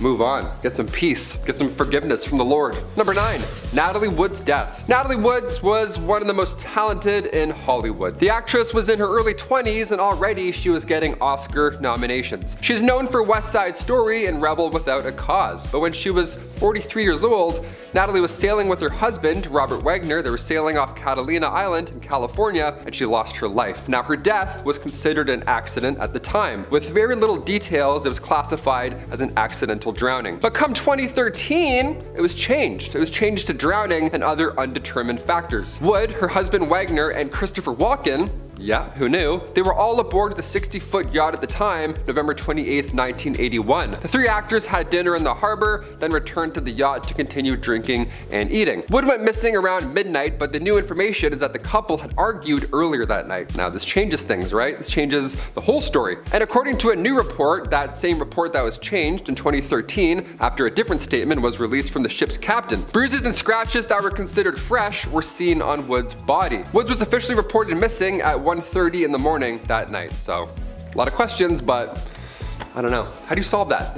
How many years later? Number 8, the isolator. Alright, a little different, but still definitely weird. This image may seem haunting at first, but it's actually quite ahead of its time. The isolator came long before noise-canceling headphones or lo-fi beats to study and relax to. This goofy-looking helmet was intended to block out noise and finally allow you to concentrate on finishing that Victorian-era paper due the next day. Now, this was back in the early to mid-1900s when inventor Hugh Gernsback worked hours and hours to create this study buddy to block out distractions in life. Now, this is a powerful image because the things that distract us today, like Instagram, Messenger, dating apps, YouTube, none of those things were even a concept back in 1925 when this device was revealed to the public. So you can only imagine what we need now, right? We need like the ultimate isolator. It's just a motorcycle helmet. It's just Daft Punk's helmet turned off, really. That's all we need. Number 7, Mary Pickford. Now, I mentioned earlier how these celebrity scandals often came from their love life and then they have to, maybe there's some stuff happening, maybe they were arguing before, that changes the game. Everyone cares about who's dating who and who's divorcing who. I mean, look how often we bring up Pete Davidson today. I mean, how's the guy doing it? Really, how's he doing it? Now, as hard as it is, we can't judge people off a headline or a scandal or whatever we see. We don't know the full story at all, regardless of what it looks like or what we want it to look like. The silent film star divorced her husband, Owen Moore, around the 1920s, and then she married a man named Douglas Fairbanks right after. Now, when I say right after, I mean less than a month right after. Like Pete Davidson's speed. I'll admit that would interest me as well. I'd have my own opinion, sure. Now, the public, at first, they weren't happy with Mary Pickford. They made assumptions about how long this affair had been going on. Oh, she was married, how could she, yada yada yada. Her career was actually on the line because of this scandal, and that was until Owen Moore was confirmed to be a not so great guy. Turns out throughout their marriage, he was a towards Mary. So she went from being almost canceled with no job to the most courageous for telling her story, how the tides have turned. Number 6, portable holding cell. Prisoner transport is always a risky game, right? I have YouTube, I see some stuff that goes on online, it's crazy. When out in public in any way, the odds that something goes wrong or they escape back into the real world and run away, it goes up significantly. The movie Con Air is about this exact situation unfolding. A timeless classic. Nicolas Cage, so good. Dave Chappelle's in that too, wild. Well, back in the 1920s, we didn't have SWAT teams move around the worst of the worst. Instead, we had bike cops with cages. It's pretty funny. This portable jail cell is an early version of our modern day police car. The concept was perfect, but the fact that this guy is sitting in a cell and could just grab the officer on the bicycle at any given moment, that's not so ideal. The fact that he's less than a foot away, that's not relaxing at all. Would you ever ride in one of these? I can barely do a sidecar in a motorcycle, let alone pegs on a bike. I don't know. If I'm not riding, I'm not on the bike, ever. Number 5, the Prohibition era. The Prohibition era was a time where there were restrictions placed on the consumption of alcohol, which of course was done with a ban being placed on the production, importation, transportation, whatever portation, and sale of alcohol by the US government, all from 1920 to 1933. A real boring time. Not really, no one listened to it. Of course, this ban certainly didn't stop people from producing or consuming alcohol, it was just done in sneakier, unsafer ways. The black market for alcohol was booming as people began to drink redistilled industrial alcohol instead of, normal drinkable stuff. This is all pretty well known, but one super sketchy thing that's not widely known is something that the government agencies did to curb the black market sales. They poisoned the industrial alcohol on purpose that was being repurposed for drinking. So yeah, some villain stuff right there. Not just poison in a way where the consumer would get sick and maybe not want to drink it anymore, which is already horrendous enough, but they poisoned the alcohol with lethal chemicals. It is thought that by the time that Prohibition ended, at least 10,000 people died from this act alone. This event is still one of the strangest and deadliest decisions made by government officials today. I mean, cut to today, everything's legal now it seems, but there was a time where it wasn't. Number 4, not every state. Being a Canadian at least, we're seeing things become legal all of a sudden, and that's weird. I'm 28 years old and I'm like, what? This is legal now? Okay, that's weird. It's odd, but we saw this happen in Prohibition as well. Many governors at the time refused to throw away money towards enforcing or policing this alcohol ban. Maryland, for example. Okay, Maryland never even enacted the enforcement code in the first place and eventually earned a reputation as the most stubborn anti-prohibition state in the Union. Nice. New York followed and repealed its measures in 1923, and slowly but surely, it all just went away. But some states did the opposite. They were all for the ban. Yeah, nerds. Kansas and Oklahoma remained dry until 1948 and 1958, and Mississippi remained alcohol-free until 1966. That's like 33 years after the passage of the 21st Amendment. Like, guy, can we click refresh? Can we move on? I'm very thirsty. Thank you. Number 3, the Kensington System. All right, Queen Victoria. Let's talk about you a little bit. Victoria was brought up under the Kensington System, which if you haven't heard of it before, it's pretty awful. Yeah, I thought I was grounded growing up. This is Victoria's mother, Duchess Victoria of Kent, created this Kensington System to control her daughter's life. I mean, she literally isolated this child from friends or family members, you name it. Her mother did this all to keep her pure.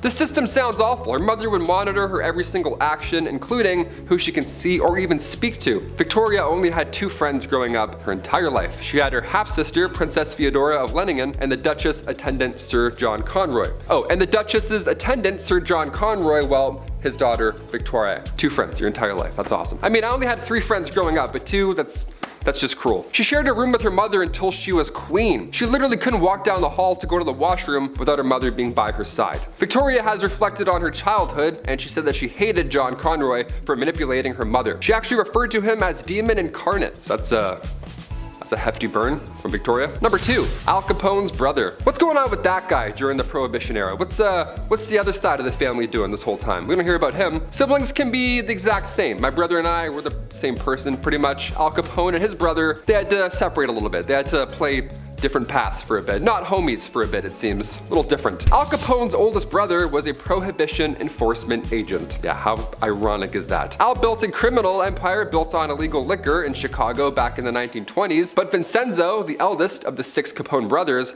he had changed his name to Richard Joseph Hart, of course to hide his identity, and after working for a bit in the circus, Vincenzo settled in Homer, Nebraska in 1922, and eventually he was a special officer assigned to investigate bootlegging. Now after he lost his badge on suspicion of theft, Vincenzo reunited with the Capone family in 1940. He met back up with Al in Miami and started to get in on that family cash that he's been missing out on. And finally, number 1, ice mask. Today you can go on Amazon and get a therapeutic gel face mask for like $20. If you're stressed out or trying to avoid puffy eyes, bam, throw this in the freezer for a hot minute and you're set, just like that. You can make your own aloe vera honey gel mask if you feel like. Just click any vlogger that says the word wellness in their bio and, well, good luck. Back in the 40s, Hollywood makeup artist Max Factor Jr. created the first ever face mask to reduce facial puffiness. Yeah, what a magician. And it looked way cooler too. Again, pun intended. They didn't use freezer gels back then, instead just, well, a bunch of ice cube shaped containers that froze individually on your face. It was an ice cube tray mask, rather. It was actually invented to fight hangovers. That's one of the main reasons. How fun is that? Now, it's a shame that this design never got,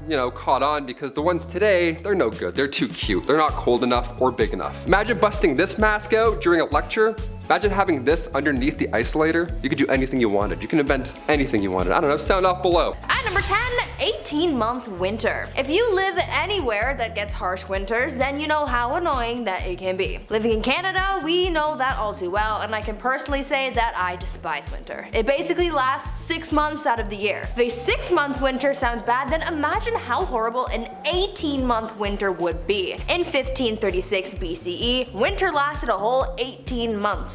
Based on archaeological records, a thick dust veil and darkened skies caused temperatures to drop significantly in Europe and parts of Asia. This created some pretty frosty summers and harsh winters for those living in the area at the time. It is believed that this was all caused by a volcanic eruption that shot dust particles into the air, and they didn't dissipate for a long time. This phenomenon wasn't just a minor inconvenience to people though, and it greatly impacted the lives of many. It is believed that about a third of Europe's population was wiped out, and death rates soared to about 90% in northern regions. It was quite the catastrophe. Alright, number 9, Andrew Jackson. You know when you get so frustrated with someone, you just take over and do it yourself? You're like, come on, just let me do it. Well, that's probably exactly what went through Andrew Jackson's brain when he was about to be assassinated because it was so poorly done. He survived 2 point-blank assassination attempts by the same guy, seconds apart. It was a cold, wet day in January in 1835, and Richard Lawrence waited behind a pillar inside the Capitol Rotunda. The aging president was there to attend a funeral, of all things, and Lawrence wanted to add one more body. He leapt from behind the pillar and fired. A loud bang went off, but the powder failed to ignite. Fail number 1. Andrew was not pleased, and despite his aging form, he was using a cane. He went at him with said cane. Lawrence quickly grabbed another pistol, and the same thing happened again. Misfire. Wow, you got so close, dude, and you really messed that up. During the trial, it was confirmed that Lawrence was indeed insane and thought he was the true King of England. And according to him, the only thing standing in his way to achieving true power was Andrew Jackson. At number 8, Boston Toffee Apple Tsunami. Imagine a great wave of sticky syrup flooding your town. What would you do? Run? Hide? Have a quick snack? Well, for people in Boston in 1915, they didn't have enough time to think about those things when the Boston Toffee Apple Tsunami happened. On January 15, 1915, a 90-foot wide cast iron cask full of 2.5 million gallons of molasses suddenly exploded. The explosion caused a wall of molasses to shoot about 15 feet high at around 35 miles per hour. This sticky situation ended up destroying buildings, carried vehicles, and even drowned people and their horses. It is said that the Boston Toffee Apple Tsunami killed about 21 people and injured 150. As people started to come into the hospital after the incident, witnesses recalled the victims looking like toffee apples, which is where the name for the event came from. It took the city weeks to clean up the molasses, but even for years following the incident, people said that they could still smell the molasses in the air on a hot day. Number 7, the big package. Okay, so technically this didn't happen, but it almost did. And the fact that it was even in the works, the fact that someone even thought of this and was like, yeah, that'll show the Russians. So ridiculous. No one really won the Cold War, but everyone has their perspective. But even today, the tensions between America and Russia are pretty taut. Rather than all-out trench warfare, the Cold War consisted of espionage and psychological warfare on both sides. The CIA had many plans, and one of them may surprise you. In the 1950s, Frank Wisner took over the OPC, the central part of the CIA. He sketched out the idea of how to really emasculate the Russians. Under his leadership, they drafted out a plan to drop massive condoms labeled medium to make them think that the US was superior to them, all based on the size of their John Thomases. Because when it comes to deciding whether or not to nuke another country, size matters. They would make the Russians bow to their superior sexual prowess of American men. Oh, sorry, I just almost knocked myself out with that eye roll. Whoa. Needless to say, the plan never came to fruition. At number 6, rabbit army. Weird question, but if you had to choose one animal to fight an army of, which animal would you choose? Well, whatever you choose, make sure it's not rabbits, because as fun as you think an army of rabbits might be, apparently they can be quite fearsome. In 1807, after signing the treaties of Tilsit, Napoleon wanted to celebrate a bit and he wanted to organize a rabbit hunt. He asked his chief of staff to organize the hunt, and apparently he went way overboard with the bunnies. Instead of rounding up a couple dozen rabbits, this man said, "Oh, you want rabbits? Alright, bet." And he got 3,000 rabbits. 3,000 rabbits! The rabbits were released into an open field for the hunt, and people thought that they would just flee and run away. But instead, the rabbits ganged up on Napoleon and his crew, and the bunnies charged at them. But don't worry, these bunnies didn't have a vengeance. They were just trying to make friends. You see, the chief of staff ended up getting tame farm rabbits, and they were already used to humans, so they just wanted to say hi. But could you imagine those first few moments of having 3,000 rabbits chasing after you? Alright, number 5, the Great Whiskey Fire. Now we talked about the molasses explosion, this is kind of similar, but also I can't believe it. I love when bartenders set your drink on fire like they're magicians, but the Great Whiskey Fire is nowhere close to an outstanding whiskey sour dressed up in a coupe. In Dublin in 1875, 5,000 barrels of whiskey were ignited and made a river of fire in the streets of Dublin. The fire started at Malone's Malt House on Chamber Street, where the barrels were being stored. Once the fire touched the barrels, obviously they exploded into a whiskey lava river of death. Unless you love a hot toddy, that is. I know a hot toddy's made with rum. You could also use whiskey. Anyways, all you could basically do was run. It was like, it set fire to everything it touched. Water, sand, gravel were all useless against it, so Captain James Robert Ingram, the head of the fire brigade, suggested horse manure, and miraculously that worked, but imagine the smell. It was the most destructive fire in the history of Dublin, and 13 people died. As terrifying as this sounds, no one died from burns or suffocation from smoke inhalation. As the city was succumbing to the fire, crowds gathered around the pool of whiskey with pots, pans, hats, and boots to collect some for themselves. The people that did die died because they got alcohol poisoning from drinking the contaminated whiskey from the street. I shouldn't laugh at that, I'm sorry. You can't make this stuff up. It's one of the reasons Irish and whiskey go hand in hand. I mean, what? Don't drink whiskey that's a lava street covered in horse manure. Don't do that. At number 4, blue eyes. The 1986 Chernobyl disaster is one of, if not the worst, nuclear disaster in history. The explosion was caused by a flawed reactor that was being operated on by inexperienced workers. The initial disaster took the lives of 31 people, and almost 500,000 people were evacuated from the area. So many lives were affected by the disaster and the intense nuclear radiation. The firefighters who battled the fires from the explosion were some of the most affected by the radiation, and it's almost unbelievable what happened to their physical appearances because of the exposure. According to records, their skin started peeling off and their eyes turned bright blue. One of the Chernobyl firefighters who was affected by the nuclear radiation had his eyes go from dark brown to light blue. He was so heavily affected by the radiation that when he was buried, he was put into a coffin sealed with zinc to counteract the radiation. Alright, this one's super cute and you might die, so get ready. Number 3, Sergeant Stubby. I already know this movie is gonna make me cry. Dogs, man. If dogs are in movies, I'm done. We really don't deserve dogs, okay? We don't. Sergeant Stubby was actually a real heroic doggo. While training for combat in 1917, Private Robert Conroy found a little brindle puppy with a short tail. He named him Stubby, and little did he know that he would become a decorated war hero. Stubby became their mascot for the 26th Yankee Division 102 Infantry. He learned bugle calls, the drills, and even like a little doggy salute. He would lift his right paw and just salute his head, and was the only animal allowed at camp. Conroy snuck him aboard the SS Minnesota, and the crew was won over by him, obviously because he was so cute.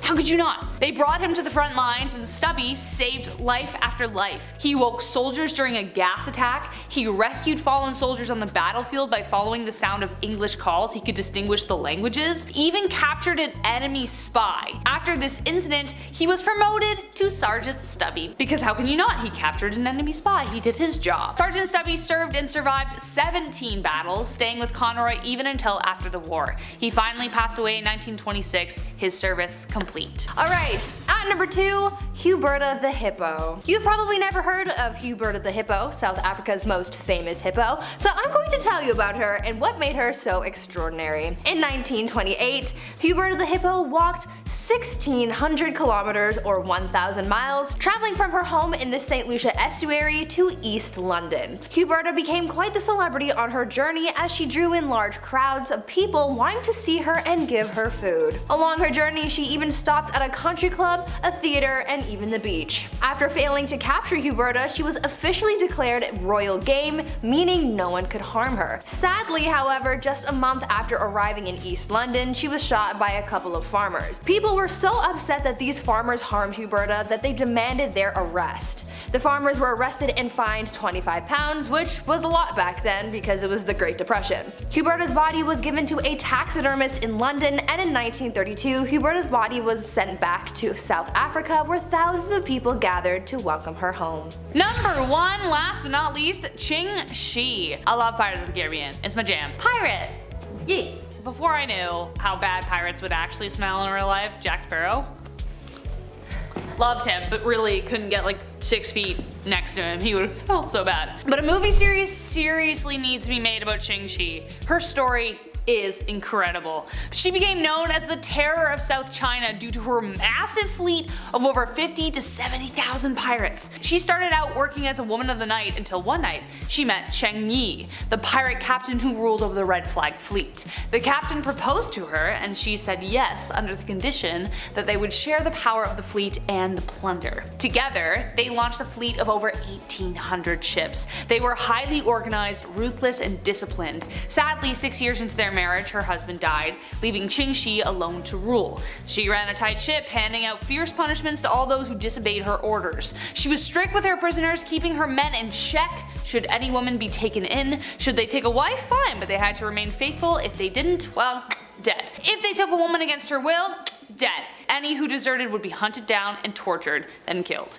The Red Fleet eventually felt like a floating country, even routinely taxing villages. The Chinese government eventually realized they couldn't defeat her. They were so scared, so instead of going to battle, they made a bargain. A bargain that allowed her to retire to wherever she liked with all of her riches and her new bow. So it's good to be a pirate queen. Number 10, same day, different vows. Okay, we'll start off with a nice bright mood, okay? Let's do this. CBS News reported recently Fred and Lynette Dubendorf, husband and wife, they were taking a stroll down the beach with their dog, just living the life, right? The ideal picture. When they noticed a message in a bottle washed up on the shore. I'd be so excited, first of all, but I'd also be concerned because I have seen Castaway. Could be anything in there, I don't know. This message could go one of two ways, but either way, I'm reading it. What's going on? Could be from Survivor, you know? It could be from an island. Taylor, Travis spoke. They opened it, and inside they found wedding vows from another couple, Melody Kloska and Matt Bears. Yeah, they had recently got married on a beach on Lake Michigan, and word spread rather quickly. Via the waterways, I guess. Thing is, their wedding date was the same as the couple who found the message. They took it as a sign that both pairs were meant to be, and they sent a surprising letter to the lost couple's address. That'd be kind of creepy though on one hand, wouldn't it be? Hey, I found that message in a bottle. Here you go. Nice address, by the way. Love the furniture. Are you guys still together? Number 9. Run, rabbit, run. Yeah, so apparently Australia has like every animal in the world except the cute little fuzzy ones. Yeah, every stinger, wing, and venom you can imagine. But no cutesies. No. Well, they do now. In 1859, English settler Thomas Austin had been officially noted for the introduction of rabbits into Australia. Yeah, Oryctolagus caniculus, to be exact. Even though rabbits had already kind of been brought over in the first fleet to the land of Oz. Not much, couple here, couple there. But these rabbits, however, yeah, they started migrating across Australia. and destroyed around 2 million acres of land. Pesky widow wabbits. Yeah, basically excessive overgrazing caused widespread panic, damage, and sickness through and to the vegetation. Mate, they're bloody everywhere, these little devilish kangaroos, mate. Long bloody ears out to here, mate. Fangs down to here. Terrifying little things. Not like they're small, man. Yeah, little hoppy guys. During the 19th century, the country had set up rabbit-proof fences to protect its pastoral lands. Is there even such thing as rabbit-proof fences? Finally, in the 1950s, the Australian government had had enough. Started to use biological methods to control the excessive population. Yeah, sorry little guys.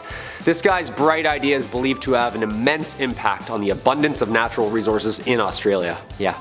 Thanks a lot, Thomas. Now we have no carrots, man. Number 8. Legendary musical neighbors. It's weird how similar some of your neighbors are, right? Growing up, we had like 3 Davids on our street.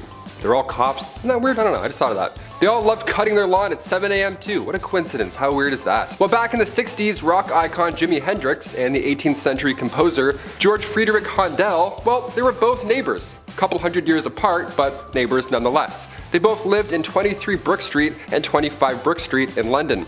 Now, had George been born, 200 years later, we'd have gotten the greatest collab of all time. Would have been like Watch the Throne, but times 3. If you're local, of course you'll know there's a site there now, it's a famous landmark and all that jazz. But in terms of coincidences, there's music in the air. Something's going on Brook Street. Pick up an instrument or two, walk by, try the harp out. In that room specifically.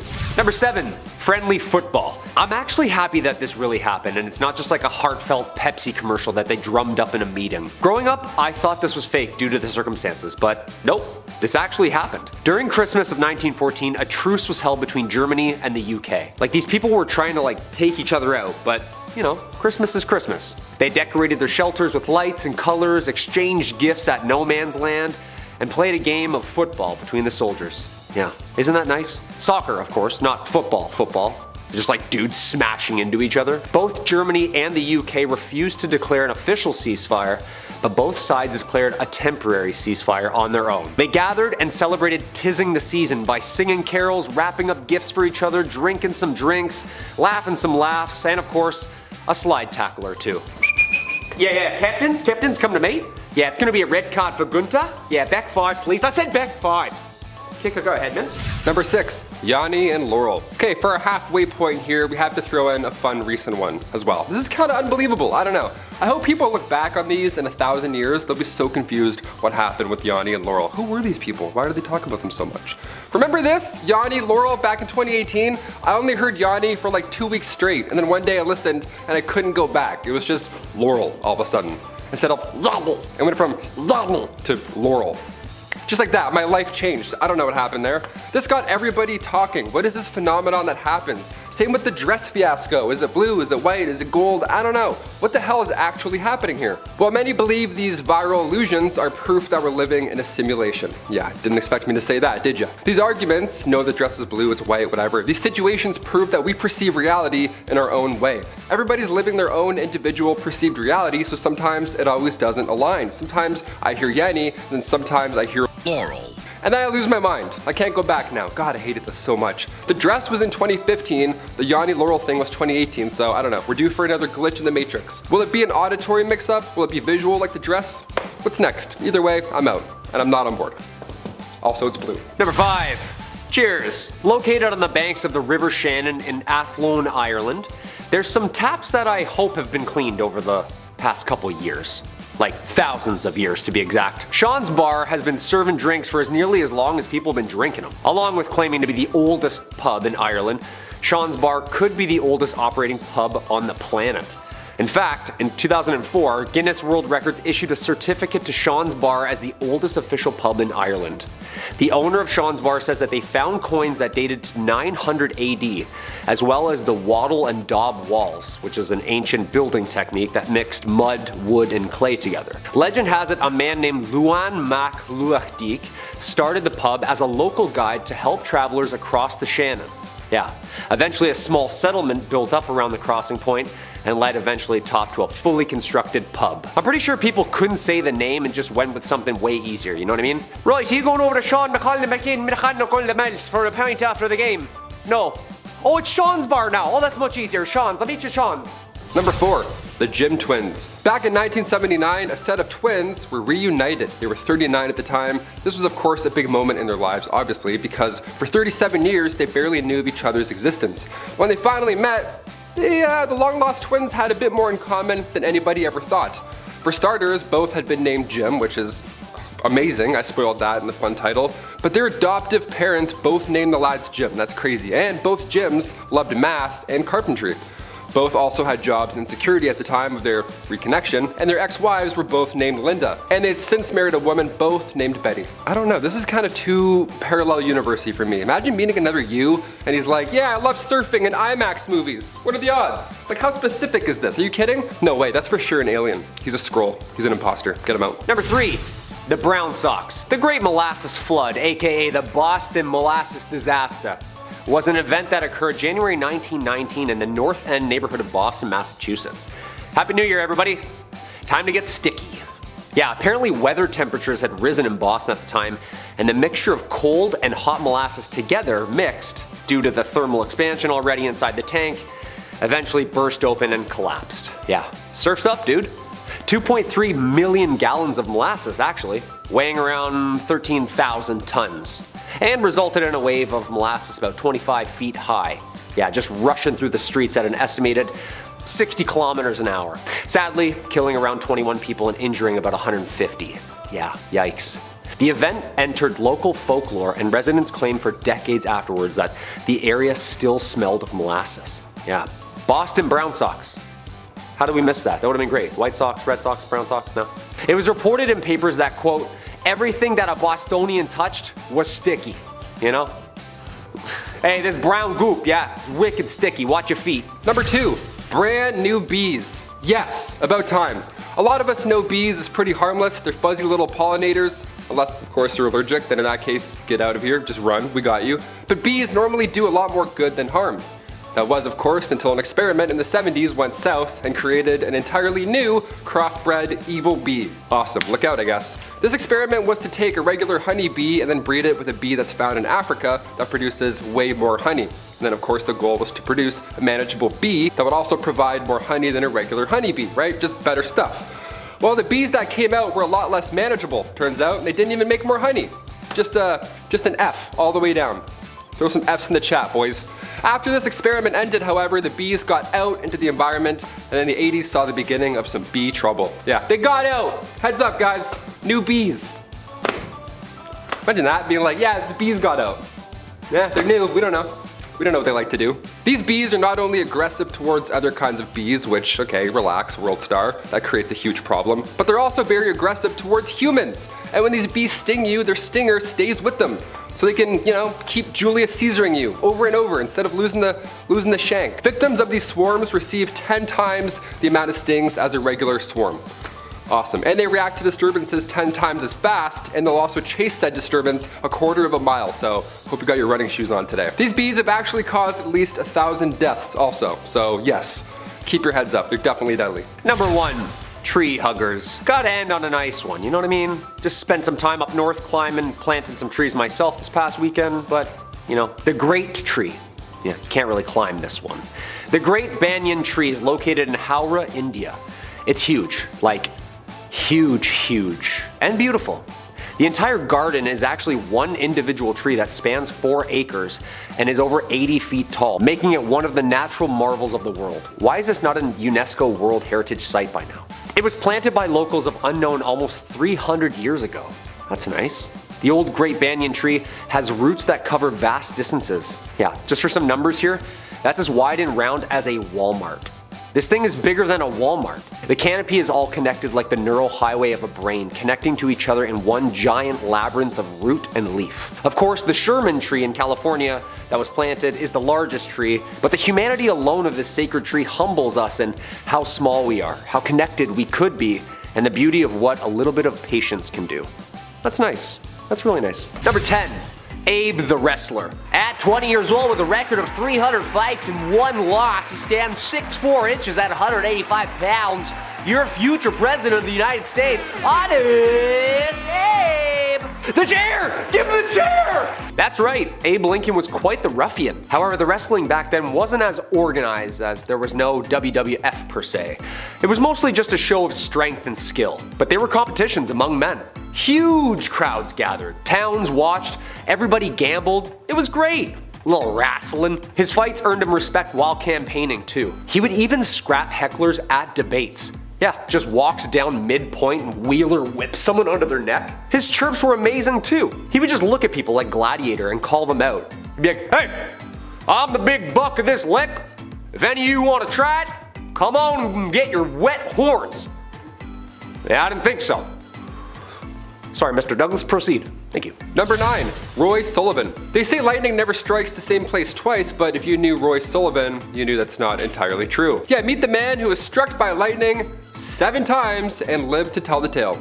Roy Sullivan was born in 1912. He sadly passed away in 1983 when he was 71 years old, but God tried a few times to get him out earlier, it seems. He was born in Greene County, Virginia. Roy was a park ranger in Shenandoah National Park in 1936. He was nicknamed the Human Lightning Conductor, and he appeared in the Guinness Book of World Records. Roy's first encounter with, the might of Thor was when he was just 30 years old at the Fire Lookout Tower. He said that lightning strike, again out of the 7 he survived, was the most painful out of all of them. The lightning bolts burned a strip all the way down his leg, even blowing a hole through his shoe. Yet somehow he survived. Roy was also hit by lightning in 1969 while driving a truck, and also in 1970 while gardening on an otherwise clear day like today. Also in 1972 while inside a guardhouse. Also in 1976 during another storm, and finally in 1977 while fishing. Yeah, Roy passed away in 1983, and to this day 2 of his ranger hats are on display at the Guinness World exhibits in New York City and South Carolina. This man cheated death 8 times. 7. Number 8. Miss Unsinkable. Violet Constant Jessup, aka the Queen of Sinking Ships, or Miss Unsinkable, was an Argentine-Irish woman who worked as an ocean liner stewardess, memoirist, and Red Cross nurse in the early 20th century. Jessup is well known for having survived 3 sinkings of major ships: the RMS Olympic in 1911, the RMS Titanic in 1912, and her sister the HMHS Britannic in 1916. Yeah, talk about the luckiest person ever. Lady's got some angels watching over her, I swear. The first ship, they turned around and made it back just in time. The Titanic, well, watch the movie, you'll understand. And then the third ship, it must have just felt personal by that point. Really? Not to mention barely surviving tuberculosis as a child. This woman is truly a saint. Returning to work after all those accidents, dedicating her entire life to the Red Cross, trying to save others. Sadly, she passed away at 83. Number 7. Lost at Sea. The Robertson family, they're quite a historical one. Strap in, folks. Back in 1971, Dougal, Lynn, and their 4 children, Anne, Douglas, Neil, and Sandy, all set sail on what was planned to be a trip around the world. It sounds magnificent. Our family saw a movie once. Aboard their 13-meter boat, the Lucette, they traveled through the Caribbean and then across the Panama Canal to the Pacific, right? That was their trail. A year and a half went by, they were en route through the Galapagos, and one of the daughters, Anne, who was 18, decided to leave the voyage. Yeah, she's like, you know what? I'm actually not on board for this anymore. I'm really seasick, bye. And then in Panama, they took on a hitchhiker named Robin Williams. Great name. This hitchhiker was in for more of an adventure than they thought, because after this point, their lives were never the same again. West of the Galapagos Islands, a pod of killer whales struck the boat. Wood then began to crack and the boat subsequently started to sink. They all moved to the inflatable life raft, but after 16 days of using their own breath to keep inflating it over and over 24/7, the 6 of them were sadly forced to relocate into an even smaller dinghy. Then they somehow survived for 38 days at sea, while sailing towards the center of the Pacific with no goal in mind other than to survive. All they had to drink was some water left over from the Lucette, with sea turtles being their only diet. Yeah, save the turtles, unless of course you're stranded at sea. Then in that case, sorry to 52 of you. Finally, after 38 days, they were spotted by a passing Japanese fishing boat, and then thankfully they were rescued. Number 6. Mad Jack Churchill. No, not that Churchill, but equally as British and even bolder. Mad Jack Churchill, aka John Malcolm Thorpe Fleming Churchill, was a British Army officer who fought in the Second World War with a longbow, bagpipes, and a Scottish broadsword. Dude, this guy lived a life. was in like every war, trained people how to fight and how to parachute. This guy was fighting machine guns with a bow and a sword, and was at like the front of the lines, leading them, taunting people, playing the bagpipes. You know how intimidating that is? How is there not like 15 movies about this guy? Not only did he thrive in the rough stuff, guy revolutionized surfing. He was also pissed the Americans dropped some nukes. He wanted to keep fighting, you know? Like imagine that pep talk. Alright lads, I'm gonna play a wee jingle here first, and then I'm gonna go take this sword and I'm gonna start swinging. Alright? Good luck. Number 5. Fake France. Towards the end of World War I, Paris was tired of, seeing their city of love get blown to smithereens, as one would. So they figured, you know what? Let's try and fool those Germans, alright? Let's try and do some trickery. Let's just build a fake Paris and then shut out all the lights. And it worked. Yeah, they psyched them out. They created a decoy, a very large decoy. The life-size stunt double was posted up only a few miles west of the actual city in order to protect it. This tiny town called Masons Lafayette, now of course it's looking a lot more full than it was when it was, a hollow shell of a fake town, now it's a tourist area. There were once 3 different zones set up around the real Paris. Zone A was northeast of the city, had fake train stations, mimicked a suburban region of St. Denis, but it had a big fake Gare du Nord train station, right? That was the main pull. Like, hey, come on, we're looking nice and hopeful, come attack us, and it worked. Zone B, northwest of the city, that was Masons Lafayette, the main fake Paris, right? And Zone C was the industrial area, just east of the city. They had massive factories built with, obviously nothing inside of them. This sounds pretty Home Alone when you think of it, but these missions only happening overnight, creating a light show with some big fancy props isn't a bad idea. It's gonna save a lot of lives and money. Lights were carefully spaced out so it looked like a breathing city from above, and they fell for it, for some of the time. They Looney Tuned the Germans, and it worked. They're like, yeah, it's Paris. Hit that really fast, it's good. Number 4. Space junk. In 1961, John Glenn would become the first astronaut to successfully orbit in space. He lapped the Earth a couple times with the help of Friendship 7, NASA's command mission pushing ever closer and closer to the moon. While in space, Glenn and fellow crew noticed tiny gold particles that shone like fireflies. Quote, this is Friendship 7, try to describe what I'm seeing up here. It's a big mass of some very small particles that are brilliantly lit up like they're luminescent. I never saw anything like it. They're around a little, they're coming out of the capsule, and they just look like stars, a whole shower of them coming over. They had come to the conclusion it was liquid from inside the capsule and the suits leaking out. And that liquid was urine. Not aliens, not fireflies, not disintegrating ship, frozen pee-pee. Yeah, guess drinking all that Tang all day. Glenn flew on Discovery in 1998 and became, at age 77, the oldest person to fly in space. At the time.